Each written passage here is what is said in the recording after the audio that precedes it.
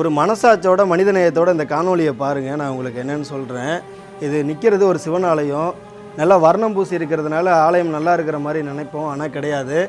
ஆலயம் எந்த அளவுக்கு இது பேர் வந்து இந்த வவ்வால் ஒட்டுன்னு சொல்லுவாங்க. அந்த வவ்வால் ஒட்டு எந்த அளவுக்கு எப்போ வேணாலும் இடிஞ்சு விழுற அளவுக்கு எத்தனை விரிசலை கொண்டு இருக்குது பாருங்கள். இதுதான் வந்து உள்ள சாமிக்குள்ளே போகிற அந்த மண்டபம், சரிங்களா? உள்ள கருவறை இருக்குது, உள்ளே வந்து சாமி இருக்கார். ஒரு நல்ல வழிபாடு நடந்துக்கிட்டு இருக்குது. அரசாங்கத்தினால ஒரு கால பூஜையானதும் தொடர்ந்து வந்து பார்த்திங்கன்னா நடந்துக்கிட்டு இருக்குது. அப்படி இருந்தும் ஏன் இந்த கோவில் இன்னும் இந்த நிலையில் இருக்குது அப்படிங்கிறது தான் நமக்கு தெரியல. கோவிலுடைய அந்த கட்டிடங்களுடைய நிலை எப்படி இருக்குது பாருங்கள். மேலே வந்து பார்த்திங்கன்னா அது மலையில் நனையக்கூடாதுன்னு சீட்டு போட்டு வச்சுருக்கிறாங்க. இதுதான் கோவிலுடைய வந்து நுழைவாயில், சரிங்களா? கோவிலுடைய நுழைவாயில் எந்த அளவுக்கு இருக்குதுன்னு பாருங்கள்.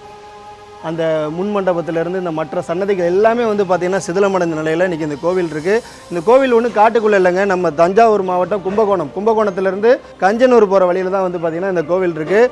இந்த மதில் சுவர் பார்த்திங்கன்னா தெரியும். இதுக்கு பக்கத்தில் தான் ஒரு புராதன சாலையே வந்து பெரிய சாலையே வந்து பார்த்திங்கன்னா இருக்குது. கும்பகோணத்துலேருந்து கஞ்சனூர் வர சாலையே அதுதான்.